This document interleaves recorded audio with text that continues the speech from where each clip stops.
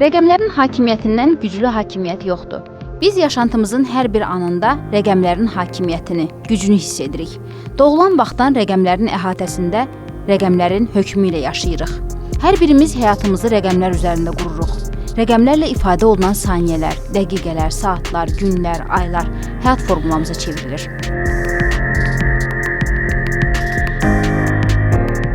Biz sanki hörümçək toruna bənzər bir formada onun içində yaşayırıq, gülürük, deyirik, yəni inkişaf edirik. Yəni bütün həyatımız o rəqəm sistemindən asılı olur ki, zamanla işləyirik.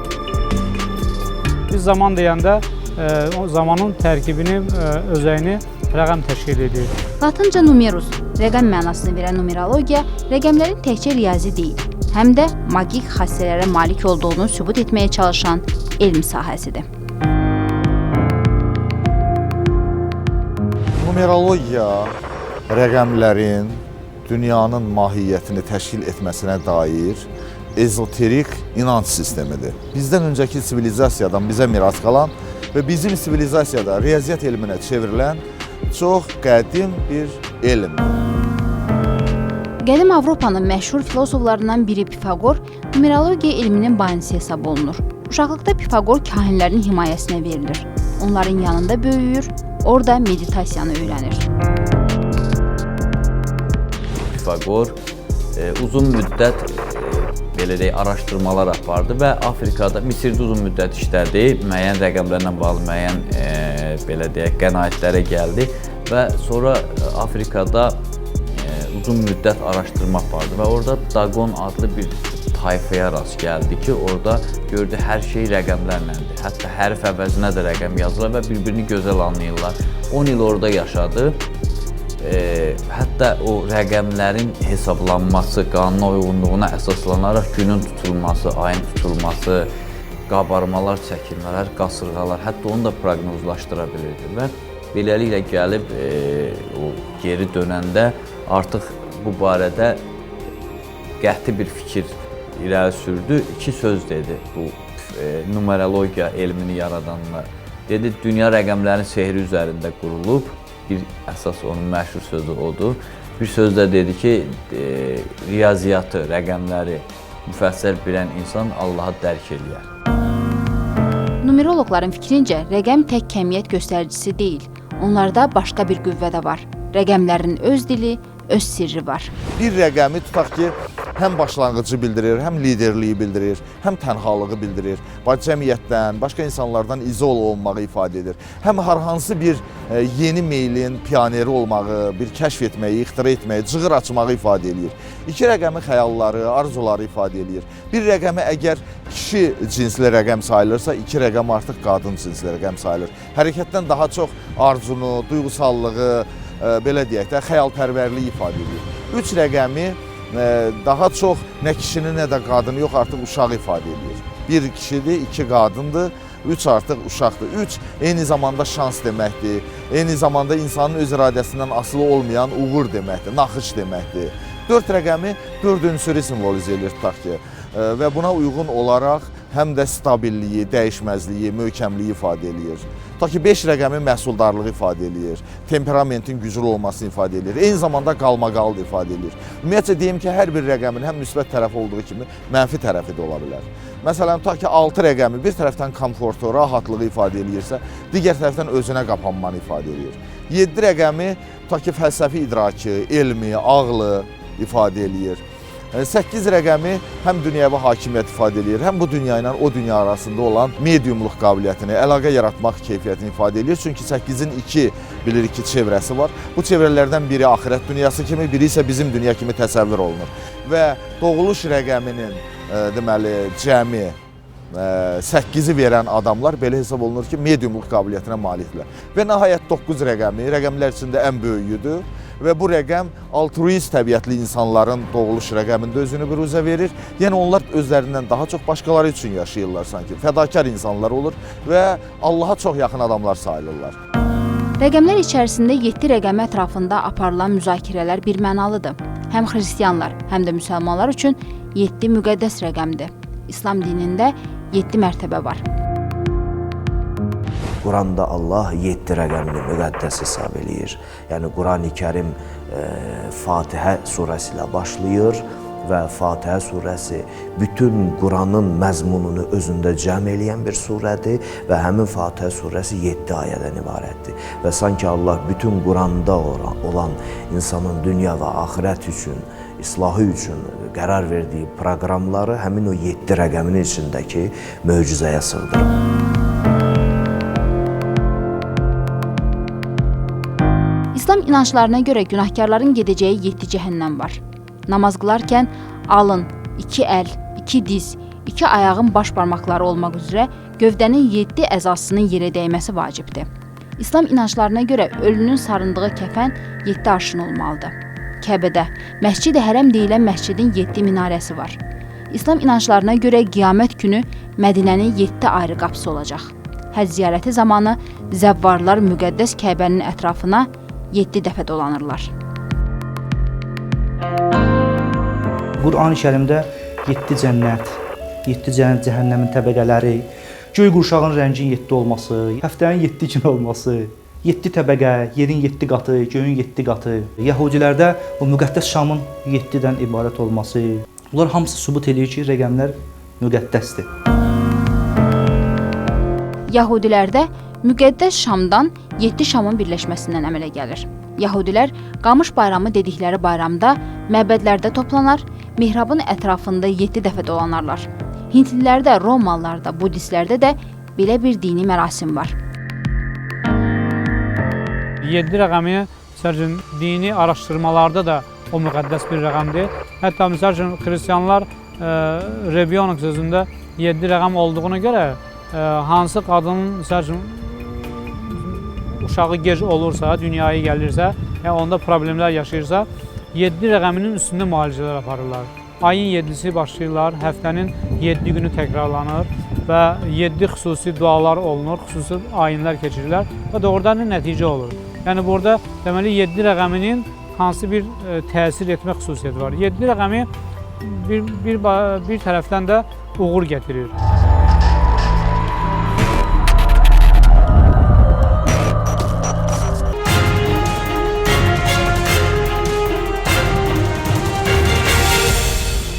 Mən də bu tarixdə dünyaya gəldiyimdən 7 rəqəmi həyatıma daim uğur gətirib. Bu rəqəm mənim doğmama çevrilib. Siz 7-sində doğulmusunuzsa, deməli 7 seriyasından olan rəqəmlər sizin taleyinizdə həlledici rol oynayır. Bura daxildə ayın 16-sı, 25-i və 7-si. Hər ayın müvafiq günlərinə salsanız, müəyyən deməli əlamətdar tədbirlərinizi, sizin taleyinizdə rol oynaya biləcək hadisələri sizin üçün uğurla nəticələnə bilər. 7-si, 16-sı və 25-i. Bu rəqəmlər yəni sizin taleyinizdə taley yüklü rol oynayır. Yəni ən azı siz buna diqqət etməlisiniz. Mənlə eyni rəqəm seriyasına daxilsiniz. Hətta verilişinizə məhz məni dəvət etməyiniz də təsadüfi deyil. Çünki mən də ayın 25-də doğulmuşam, iyun ayının yəni 7 seriyasındanam. Beləliklə də sizin Azərbaycanda olan yüzlərlə, hətta minlərlə bu barədə danışa biləcək adam içərisindən məhz öz rəqəm seriyasından olan şəxsi dəvət edib verilişə çağırmanız da təsadüfi deyil, rəqəmlərin hökmü iləndir. 7 rəqəmi həm də sirli rəqəmdir. Dini təsəvvürlərə görə 7 rəqəmi zaman və məkanı idarə edir. Misirdə 7 rəqəmi əbədi həyat, yaradıcılıq rəmzi sayılır. Eramızdan əvvəl 2500-cü ildə Şumer padşahı məbəd tikdirmişdi. Məbədin 7 darvazası, 7 qapısı olub. Tikinti işi qurtarandan sonra bu münasibətlə 7 qoyun qurban kəsiblər. Qədim Yunanıstanda 7 rəqəmi Zevsin oğlu, incəsənət hamisi Apollonun rəmzi sayılır. Apollon ayın 7-ci günü doğulmuşdu. Ərəb rəvayətlərinə görə isə 7 mələk günəşi buzun və qarın köməyi ilə soyudurdu ki, yeri yandırıb külə döndərməsin. Şərqin 2 çox böyük çayının, Qanqın və Nilin hər birinin 7 qolu var. Dünyada 7 möcüzənin olması da sir deyil. Misir ehramları da müasir dövrümüzə dək qalmış möcüzə nümunəsidir.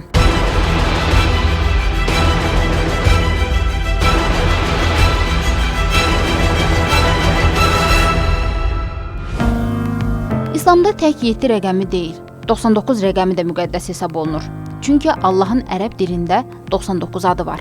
Xristian ənənəsinə görə isə bu ədəd Tanrının birliyinə işarə edən mələkləri ifadə edir. İslamda müqəddəs sayılan digər 2 rəqəm barəsində də eşidək. 14 rəqəminin, 114 rəqəminin və başqa rəqəmlərinin müsbət tərəfləri var. Quranda 114 surənin sayını bildirir. 14 də həmin 114 surənin bizə insan cildində başa salan şəxsləri 14 məsuma işarə olan ayət. Yəni Qurani-Kərim bir kitab şəklindədir. O kitabın canlı nümunəsi məhz 14 məsumdan keçən bir şeydir.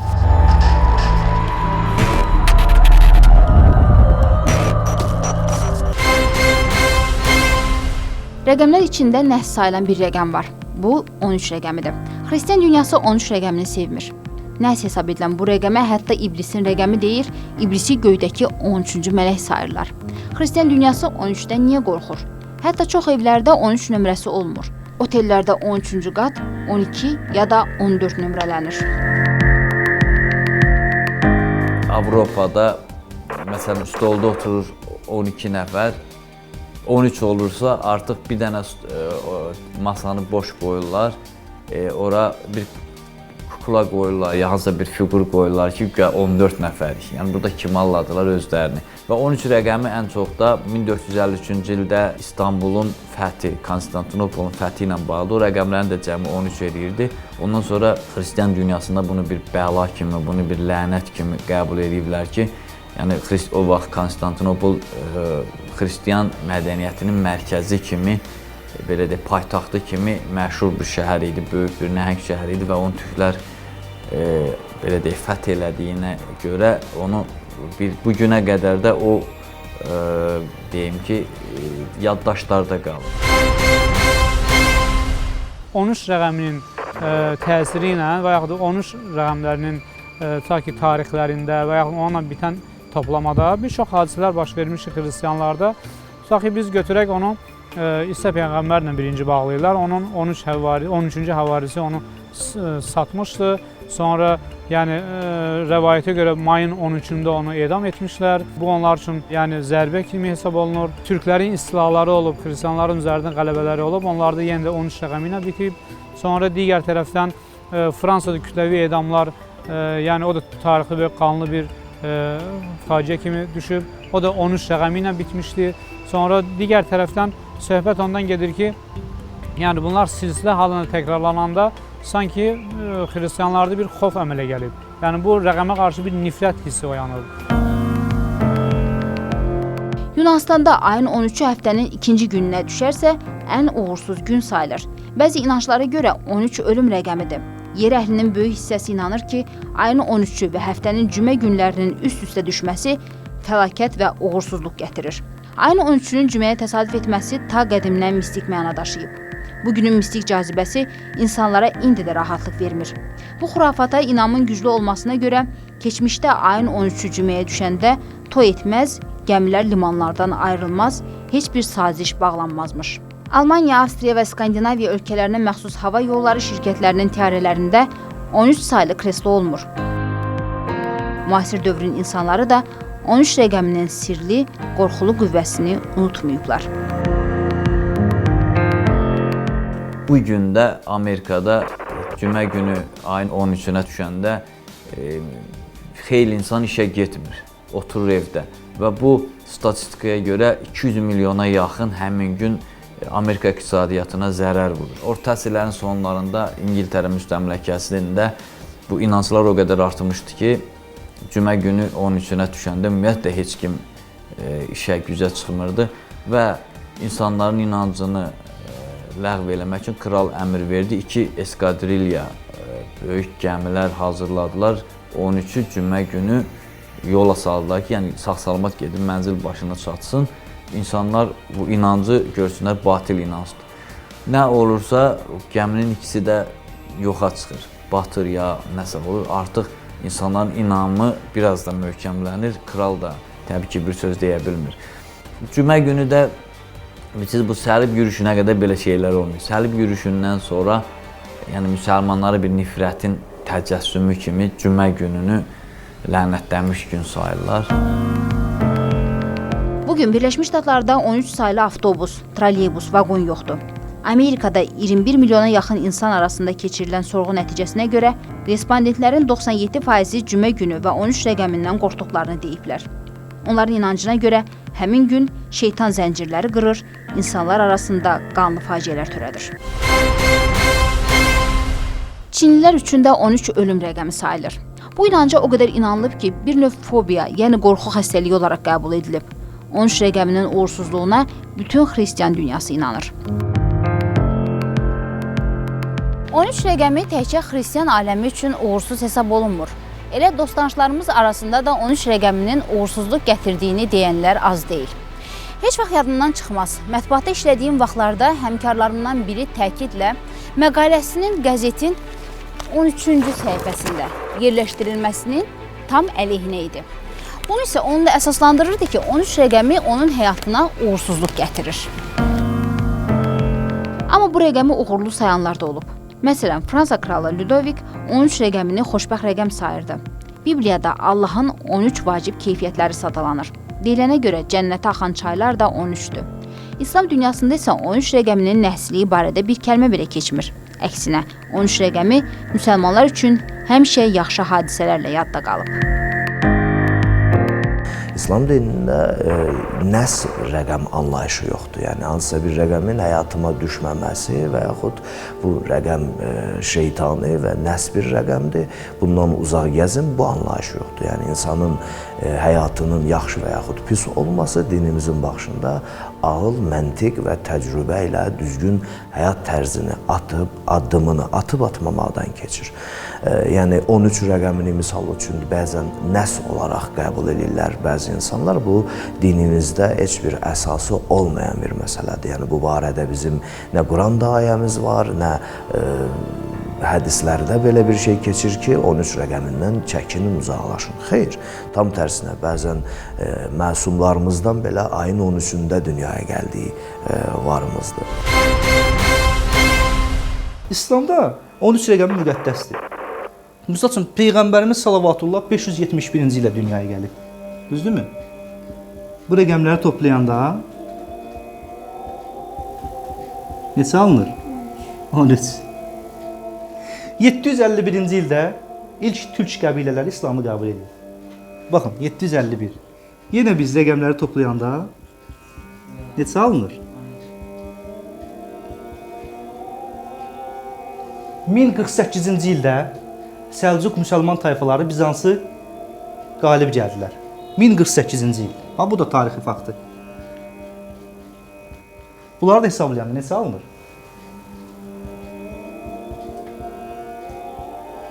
13. Hər gün rəqəmlərlə işləyən iqtisadçı Vüqar Bayramlı üçün hər bir rəqəmin öz yeri var. Xüsusilə də 13 rəqəminin. İyun ayının 13-ü doğulmuşam. Məsələn ki, mənim doğulduğum gün 13 ilə bağlıdır. Eyni zamanda həyatımda 13 ilə bağlı xeyli məqamlar var. Yəni evin ünvanında 13 rəqəm var, mobil telefonda 13 rəqəm var, ev telefonunda 13 rəqəm var və doğum günündə 13 rəqəm var. Və bunların heç birini təbii ki, mən seçməmişəm. Və bunların hamısı təsadüfən seçilmiş rəqəmlərdir.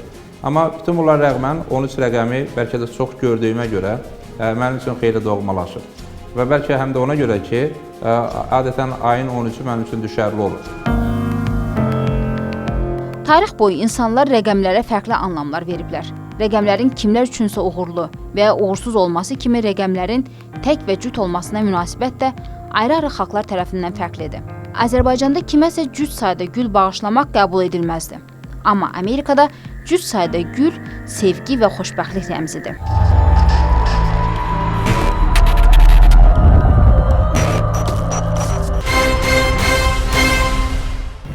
Bugün insanların çoxunun qorxduğu, çəkindiyi rəqəmlərdən biri də 666-dır. 666 şeytan rəqəm kimi qəbul edilib. 3 altının birləşməsi bəziləri üçün faciə deməkdir. İncildə yazılır: O, hər kəsi məcbur etdi.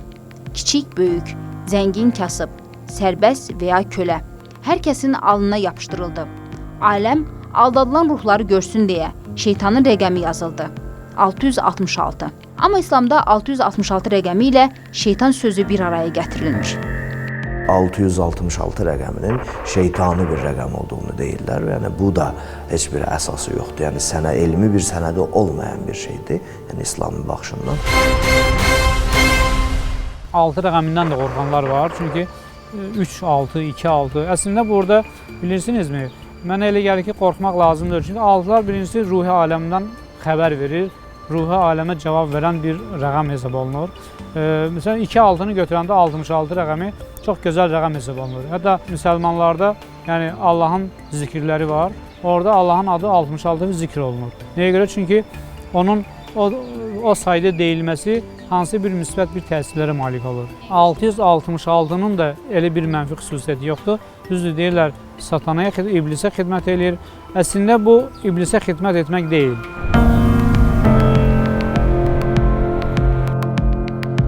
...666 rəqəmi Orxan üçün də mənfi məna kəsb etmir. O, bu rəqəmin şeytan rəqəm olması barədə danışılanları cəfəngiyat sayır. Maşını alanda nömrə üstündə idi. Heç bir tərəddüd eləmədən də götürdüm. Yəni, mənim üçün heç bir fərqi yox idi nömrə. Bu maşın 4 ildir məndədir. Mən sürürəm. Heç bir hadisədə, nömrə ilə əlaqədar olan heç bir hadisələr də baş verməyib. Yəni, mən hələ bir şeylə inanmıram. Baş da verməyib. Normaldır hər bir şey.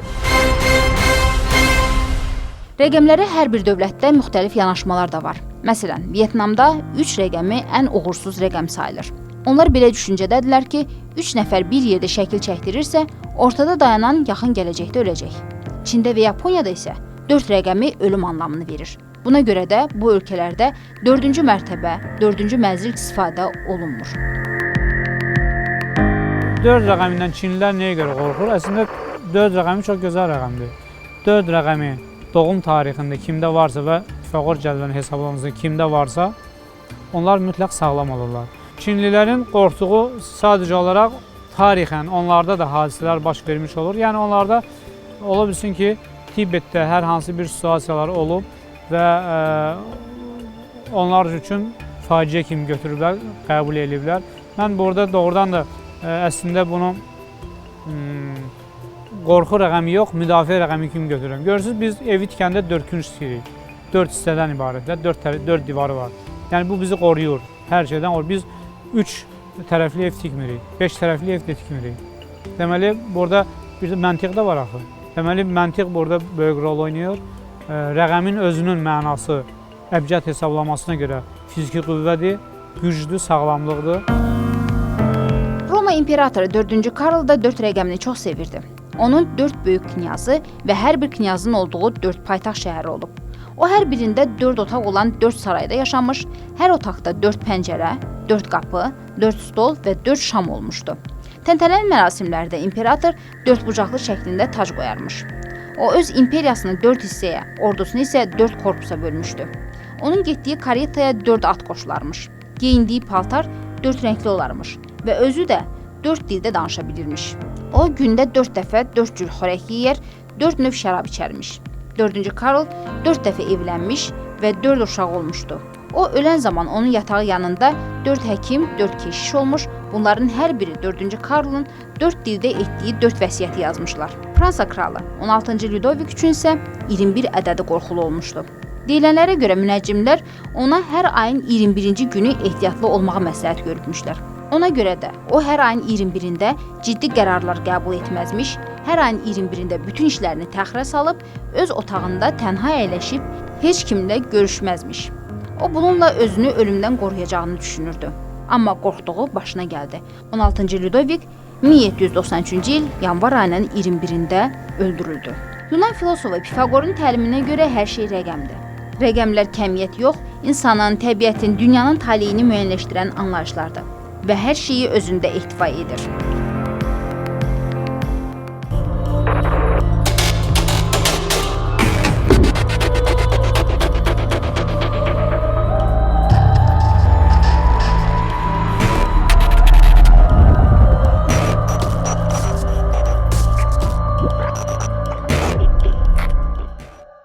On rəqəmi yüksəliş və eniş hesab olunur.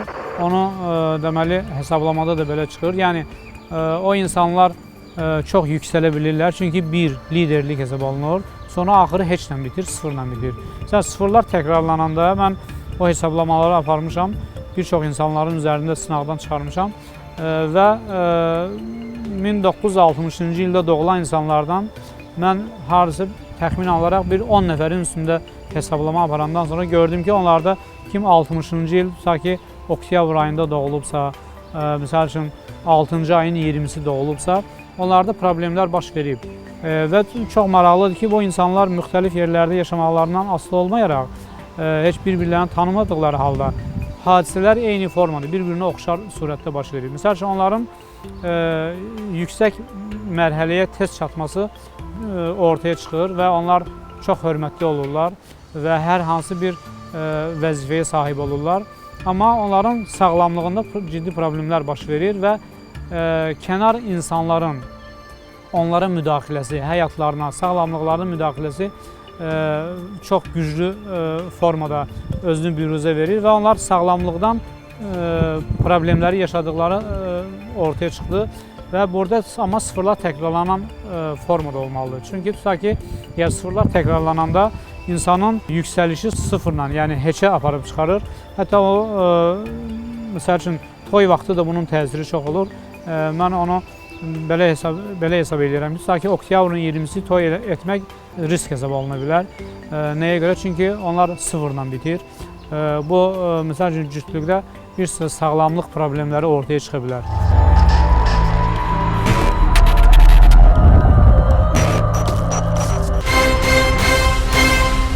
...11 sentyabr hadisəsindən sonra dünyanın müxtəlif ekstrasens, parapsixoloq, tədqiqatçıları bu hadisənin izahını verməyə çalışdılar. Yadınızdadırsa 11 sentyabr hadisəsində Amerikada hardasa 18-ə qədər 11 rəqəmi çıxartmışdılar. Sərnişinlərin sayı, deyir ilin qurtarmağına filan qədər gün qalıb, o da hesablayanda 11 eləyir. İki dənə bina 11-ə oxşuyur, 2 dənə yanaşı 11 deməkdir. Bu da 1-11, güya onun təsirindən belə oldu. Yaxud da 11-ci ştatdır, İngiliscə yazanda hərflərlə 11 çıxır.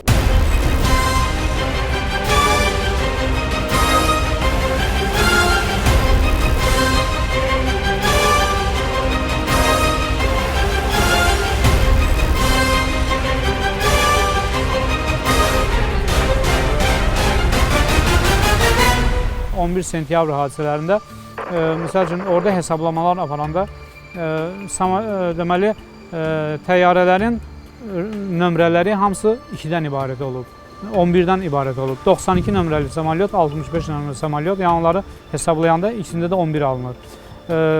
İl özü 11 ilə bitib, 111 ilə bitib. Sonra orada sentyabrın 11 məsələsi var. Ondan sonra insanların həmən samalyotlarda, məsəl üçün, onların sayı da həmən 11 ilə rəqəm. Görürsünüz, burada 11 rəqəmi silsilə halında təkrarlanır.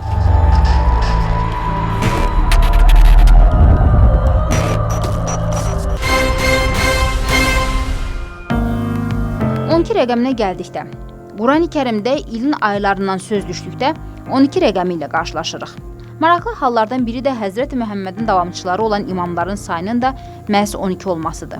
Rəvayətlərə görə İsa Peyğəmbərin davamçılarının sayı da 12 olmuş və onlar həvarilər, yəni ağ paltar geyinənlər adlandırılmışdı. Bəzi rəqəmlər var ki, onlar insanların nəzərində müqəddəsləşmiş və həyatlarında özünə məxsus yer tutmuşdu.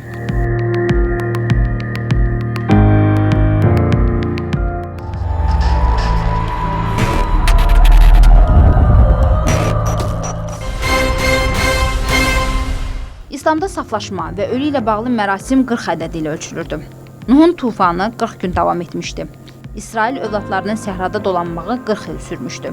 40 ədədi İncildə bir nəsil mənasını daşıyır və bu da dünyəvi bir meyar sayılır. Rəvayətə əsasən toy və şənliklər 40 gün 40 gecə davam edirdi. İslami mənbələrdə də 40 rəqəmi ilə bağlı çoxlu hədis və rəvayətlər bizə gəlib çatmışdı. Məsələn, Allahın Rəsulu buyurur: kim bir tikə haram yeyərsə, 40 gecə və 40 gün namazı qəbul olunmaz. 40 rəqəmi ilə bağlı başqa bir hədisə də diqqət edək. Hər kim qeybət etsə, onun 40 gün ibadəti qəbul olmaz. 40 mərasimi deyəndə isə bunu onunla əsaslandırırlar ki, ruhun bədənlə əlaqəsi 40 gün davam edir. 40 gündən sonra ruhun bədənlə əlaqəsi qiyamət gününə də kəsilir. Uşaq dünyaya gələndən 40 gün sonra 40 çıxma da bir növ mərasimə çevrilib. Rəqəmlər hər bir insanın yaradılış səbəbini, onun həyatda missiyasını, taleyini ifadə edir. İnsanın mahiyyəti onun anadan olduğu ilin, günün, ayın tarixi ilə bağlıdır. Numerologiya elminin açarı olan Pifaqor kvadratı hər hansı bir şəxsin doğum tarixinin üzərində hesablamalar aparmaqla onun xarakteri, sağlamlığı, taleyi, gündəlik proqnozları barədə məlumat əldə etmək üçün qurulur. Yəni bu doğuluş rəqəmini də əldə etmək üçün insanın doğulduğu ilin, ayın, əgər o neçənci aydırsa və günün rəqəmlərini hesablayırsan, onu ən axırda bir 2 rəqəmli bir ədəd alınır. Sonra hər 2 rəqəmi toplayırsan və nəhayət bir rəqəm alınır. Və həmin rəqəmin xarakteristikasına əsasən həmin insanın xarakteri, taleyi, keçmişi, gələcəyi haqqında ən ümumi şəkildə də olsa qənaət söyləmək mümkündür.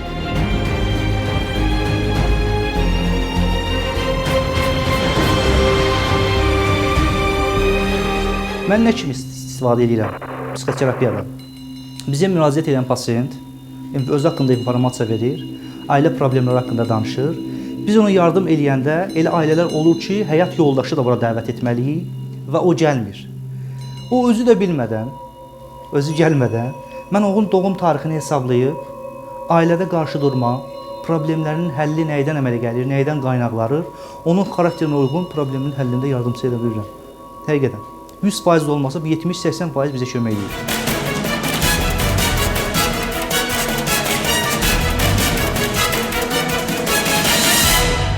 Məsəl üçün, doğum tarixində 5 və 7 yoxdursa, hətta orada 8 rəqəmi də yoxdursa, burada ailə problemləri çox ciddi olur. Və maddi zərbələr tez-tez alır həmən insan. Tutaq ki, Yaponiyada eşitdiyimə görə xiramantlar əyləşirlər böyük banklarda və müştərilərə nəzarət edirlər. Məsəl üçün, orada həm də hesablama aparır. O, həm əlinin içindəki işarədən və doğum tarixini hesablayanda orada hər ikisində əgər boşluq varsa, o müştəriyə pul verilmir. Dünya rəqəmlərin sehri üzərində qurulub. Bir çoxunun həyatında rəqəmlərin, ədədlərin mistikası rol oynayıb. Dramaturq, yazıcı Hüseyn Cavidin qızı Turan xanım xatirələrində 59 ədədinin atasının həyatını izlədiyini yazır. Hüseyn Cavid 59 yaşında vəfat edib. Sibirdəki qəbrinin nömrəsi, ölüm aktı da 59 nömrəli idi. Məqbərədə Cavidlər 59 ildən sonra görüşüblər. Cavidin nəşi vətənə gətiriləndə yazıçının qızı Turan xanım və bu işin təşəbbüskarı Heydər Əliyev də 59 yaşında idi.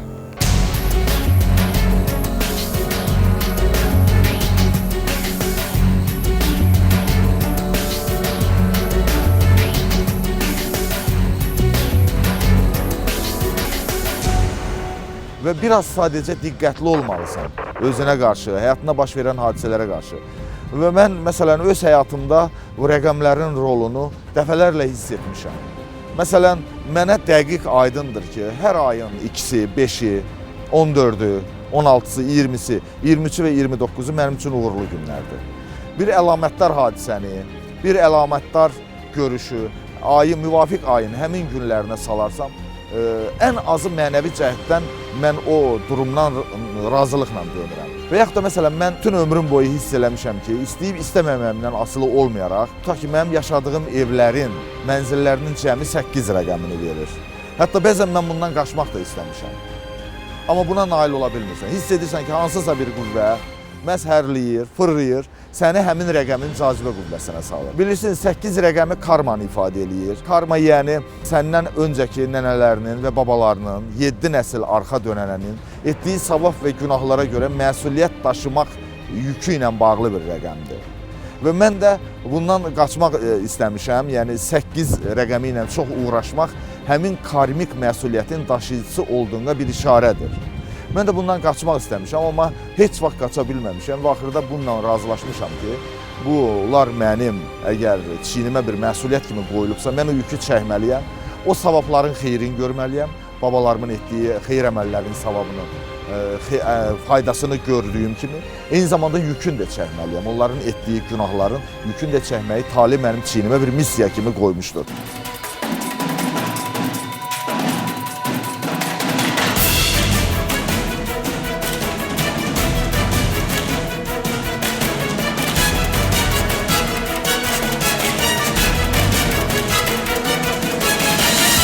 Hər bir filosofun bir başlıca devizi olur. Məsələn, Platon deyirdi ki, hər şey ideyadır. Aristotel deyirdi ki, hər şey formadır. Freud deyirdi, hər şey instinktdir. Pifaqor isə deyirdi ki, hər şey rəqəmdir. Həyatını rəqəmlərə həsr edən Pifaqor rəqəmləri tanrı sayır, riyazi qanunları dünya üzərindəki bütün sistemlərin təməli kimi qəbul edirdi. Onun fikrincə, hər şey riyaziyyat və rəqəmlərlə izah edilə bilərdi.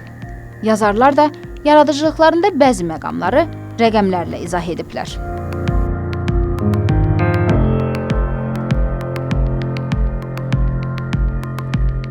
Məsələn, biz Nizaminin və yaxud da Nəsiminin, Füzulinin, Xətainin və digər bu kimi böyük zəkaya malik mütəfəkkir filosof şairlərimizin əsərlərində numeroloji elementlərə rast gəlirik.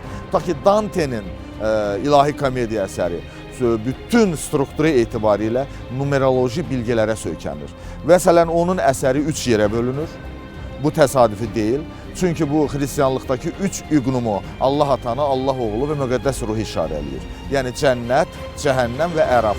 Poema 3 hissədən ibarətdir. Bundan başqa hər 3 hissə 33 rəqəmindən ibarətdir. Bu İsa əleyhissalamın 33 yaşı yer üzündə 33 il yaşamasına işarədir.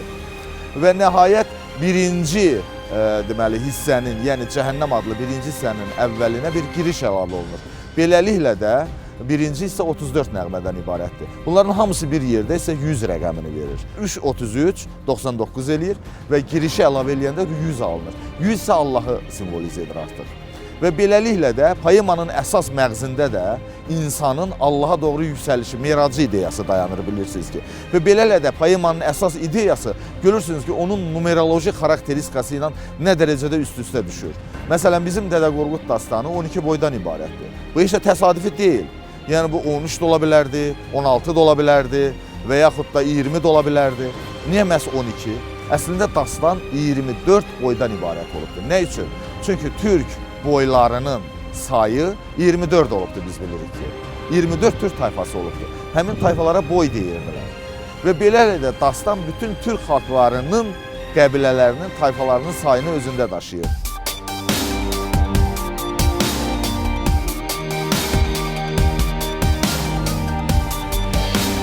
Məşğul olduğum astrologiya sahəsi rəqəmsiz mümkün deyil. İndi ümumiyyətlə dünya telefondan tutmuş kompüter, internet sisteminə qədər rəqəmsiz mümkün deyil nəsə eləmək.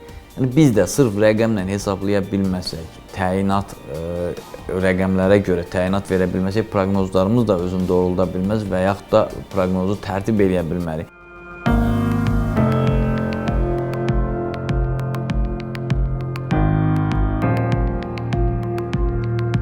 Rəqəmlər həyatımızı nizamlayır, fikir və ideyalarımızda dəqiqlik yaradır, şübhələrimizə aydınlıq gətirir.